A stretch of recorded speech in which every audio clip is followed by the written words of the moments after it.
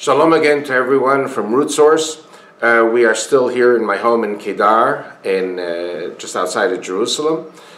We are now the first days of January of 2016, and we are looking at the break in relations between Saudi Arabia and Iran. And what I'm going to try to do is to, again, link backwards to the last few teachings, about 10 teachings, about the exodus from Egypt to Saudi Arabia, the time the Israelites spent in Saudi Arabia, then the exodus continuing north to the land of Israel, Jethro from Midian, going up to the land of Israel to his inheritance amongst the Jews, the Israelites, and then the creation of Islam, the central role of the Black Stone, the Kaaba, and now the fight that has been going on for 1,350 years between the Sunnis and the Shiites. And could there be a world war between the West and the East? Meaning, could it be a war between Saudi Arabia and Iran, between the Sunnis who back Saudi Arabia and the Shiites who back Iran? And of course, God forbid, a world war, which is totally unnecessary in my opinion, with the Americans, the NATO forces, the West backing the Sunnis, and the Vatican backing the Sunnis, versus the Shiites, Iran, being backed by Russia, China, and North Korea. I'm going to end the program with what I believe will be the destruction of the Black Stone, even by ISIS itself, the termination of Islam as a religion, and Israel building the third temple at the orders of the one world government, which is the West. Okay. Firstly, to understand Russia. I've written a book which came out last summer, 2015, and it's called Islamic Rivalry, and I give an in-depth view of the history of Russia. Russia, for 1,000 years, has been fighting the Turkic Sunni Muslims. The Turks hate Russia. The Sunnis hate Russia. American history basically starts with 1620, Plymouth Rock. Americans had a brief brush with the Barbary pirates in 1803 from the halls of Montezuma to the shores of Tripoli. But basically, America has had little to do in a negative way with Islam. America was always a mercantile country and was always seeking to do business with the Islamic world. Nothing wrong with doing business. Americans will find it very hard to understand a nation like Russia being attacked by Islam, counterattacking with the creation of the Russian Orthodox Church in 995 AD. Don't forget the Crusades came right after that. We're talking about a millennium of war between Russia and the Turks. It's one of the reasons today why Russia is so confrontational. I think I mentioned it in past programs that according to the Circassians, who are Turkic people or from the Sochi area, the Tsarist army in 1854 killed 3 million Circassians. Some of the survivors ended up joining the Turkish army and coming to Israel. And we have Circassian soldiers and officers today in the Israeli army. So you have the Tatars, you have the Chechens, who to this day are fighting a multi-century war against the Russians. The war has been inconclusive. Many of these Chechens are pouring, like I said before, pouring into the civil war in Syria to join ISIS, which is Sunni, and to fight Bashar al-Assad, who is Shiite. And the Russians are very afraid that the veterans, these Chechen veterans, will then return to Russia and wage war inside of Russia against the Russian army. At the same time, we are approaching a parity in the Russian army today between Judeo-Christian soldiers, primarily Christian soldiers, and Muslims. Very soon, the Muslims will be equal in number to the Christians and Jews in the Russian army, because the Muslims have so many children, whereas the Russian Christians and Russian Jews have very few children.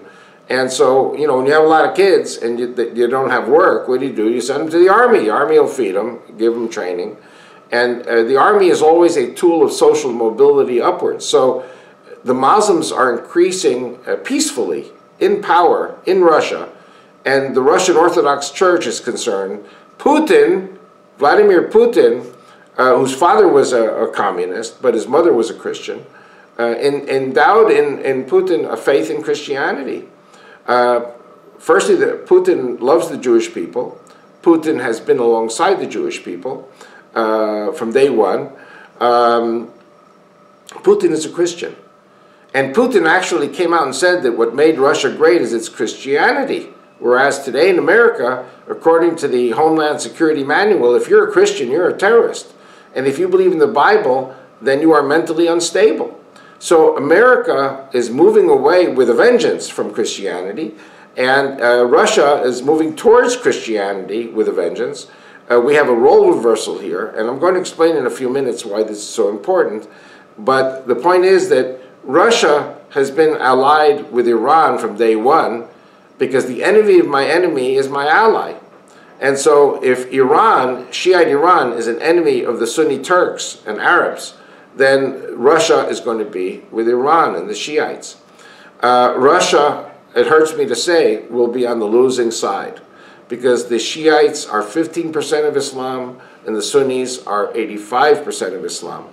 America, NATO, the West are backing 85%, and so I believe inevitably there are just not enough soldiers from the Shiite side to defend themselves. And Russia already paid a horrible price in their version of Vietnam in Afghanistan from 1979 to 1989. And again, it hurts me to say it. I think in the end Russia is going to lose here too, because the Russians are only 140 million people.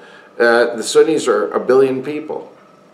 And they're backed with money and arms by the U.S. and the West. ISIS is a U.S. creation together with Saudi backing. So I'm seeing here, unfortunately, the perfect storm forming in a war between the East and the West. Totally unnecessary war. What I think the world should do, and actually I said this in Russian on Radio Moscow in June of 1994. I was in Moscow and I said the Christian world must unite in order to defeat Islam as a satanic system. And it breaks my heart that the Russians and the Americans are opposing each other while the Sunnis and Shiites oppose each other, and America still sees Russia as the enemy and Russia still sees America as the enemy. I think this is horrible. I think Russia now becoming a Christian nation is a very potentially important ally in the war against Islam. So what's going to happen, I believe, is that Iran is going to send troops. They're going to send terrorists into countries like Kuwait, Bahrain, Abu Dhabi, Dubai, Qatar, Arab Emirate, all the Arab Emirate countries. They're going to infiltrate Saudi Arabia from the East Coast, where the Sunni minority lives, the Shiite minority lives. They're going to go against the Saudi kingdom. When this invasion of Shiites from the East takes place, the Saudi king is going to call on Egypt to come in from the West with the Egyptian army to help bolster the Saudi Sunni defenses against the Shiites. This is going to be a major international war taking place in Saudi Arabia. At the same time, I see ISIS taking over Jordan, coming south, either killing the king of Saudi Arabia or simply forcing him to leave. ISIS is going to come down from the north. ISIS is going to destroy what we have known all these years as the royal family of Saudi Arabia. ISIS has said it's going to blow up the oil wells in order to deny the Christian West the oil. ISIS is going to kill Jews and Christians all over the world. ISIS is going to blow up the Black Stone in Mecca and Medina. Because so many abominations and defilements took place at that Black Stone before the time of Muhammad, that how could Muhammad have adopted the Black Stone, the Kaaba, as part of Islam? That's what ISIS is saying. So the moment ISIS destroys the Black Stone, they have cut off the head of the snake. They've destroyed their own religion. Now, one of the things I wanted to share, and I know time is running out here, the Jewish people are not really very excited about the rebuilding of the temple. In other words, the third temple. there is a lot of legislation that has been passed by the rabbis over the last 2,000 years replacing animal sacrifices. Even for Christians, many Christians don't want a temple because the blood of Jesus Christ replaces the animal sacrifices. The Jews say legislation replaces the animal sacrifices. On the other hand, there are Jews and there are Christians who say there has to be a temple. The Jews say because it's scriptural. The Christians say because the Antichrist cannot appear until there's a temple in Jerusalem. So there are many Christians, for their own reasons, who support the rebuilding of the temple. Now, I was once in a church in Missouri, and a lady asked me, when are you Jews going to build a temple? I said, we can't build a temple because there are 2 mosques there. And so the pastor behind me whispered just loud enough and said, burn it down. And I said, Pastor, we cannot burn down those mosques. The world won't let us. It'll be World War III. He said, burn it down right now. And the point I'm saying is that, we are now approaching World War III. I hope not, but we may be approaching World War III. In the Six-Day War in 1967, the Arabs were considering abandoning their god, Allah, the moon god, the war god, the sword god, the liar god, because the Muslims call their god Al-Makr. Al-Makr means the greatest of the liars and deceivers. But when Moshe Dayan gave them back the keys of the Temple Mount in order to make peace with them, the Muslims said, aha, Allah is the greater God, because he succeeded in confusing and confounding even somebody like Moshe Dayan. So the Arabs said, we're going to stick with Allah because he's the greater warrior God and the greater liar and deceiver. All this is going to end when the Kaaba gets blown up by ISIS. ISIS is going to blow up the Kaaba. They are going to take Saudi Arabia, I believe. The Iranians are coming in from the east. The Egyptians are coming in from the west. ISIS is coming in from the north. And the Houthis, the Shiites from the south, this is going to be the perfect storm, the perfect international storm in the Saudi Peninsula. And like I said before, I think we should let Allah work it out for these Muslims. I don't think Russia should get involved. I don't think China should get involved. I don't think America should get involved. But the point is, there's so much oil and so much wealth, so much cash involved, that America is sold out to the Saudi Sunnis. Russia, I don't want to say sold out, but is allied with a natural ally of hundreds of years. What I predict is going to happen is when ISIS goes to blow up the oil wells to destroy the Christian world economy, which would lead to the deaths of billions of people, then the one world government will come and say enough is enough.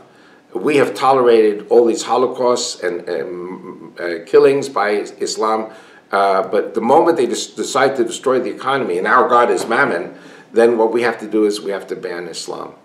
And so my prediction is the time will come when there's such total, complete chaos in Arabia, between the Iranians, between the Sunnis, the Saudis, between, God forbid, Western and Eastern forces fighting each other.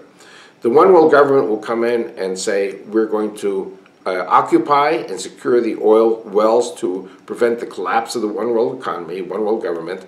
We're going to ban Islam, which is nothing but trouble. And then we're going to say to the Jews, now you can build your temple in Jerusalem. And not only you can build your temple, we are commanding you to build a new temple in Jerusalem. And the leader of the one world government, commonly known by the Christians as the Antichrist, will come to Jerusalem to officiate at the opening of the third temple in Jerusalem, which the Jews will be commanded to build by this one world government. And so I think we are living in very, very tumultuous times, times that are kind of described in the Bible. Very important for Jews, very important for Christians to know what is about to happen. Thank you, and God bless all of you.